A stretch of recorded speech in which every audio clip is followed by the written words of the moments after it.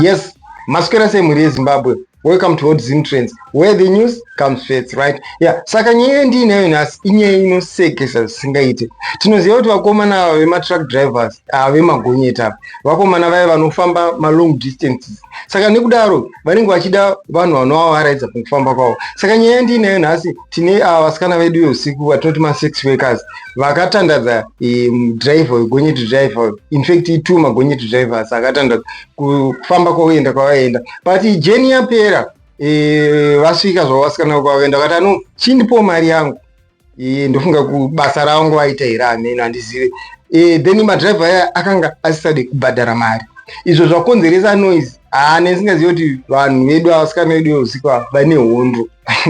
Driver arohwa ndati ndobva atozoi mumwe wachona atozoti titaurira panapa unyara because vanhu vonga kutora mavideos. Mumwe wachona ndiye atanga kuunganirwa, atanga ari hwani musikana anga achinetsa kubva azotanga kushedza vamwe wake papedzisira paane hondo. Saka I would love you to watch these videos. Moyo comment section, moyo po pfungwa dzenyu kuti okay, kune vasina kumbobhadhara, sei vasina kukubhadharai, ende kune vacho vasina kuda kubhadhara, sei musina kufarira kubhadhara. So I would love you to watch this video. More subscribe or more like out. Chirambe chikupai nyaya dzinonakidza dzinosekesa dzakadai. So aiwa, watch this. Don't forget to subscribe and like. I salute you.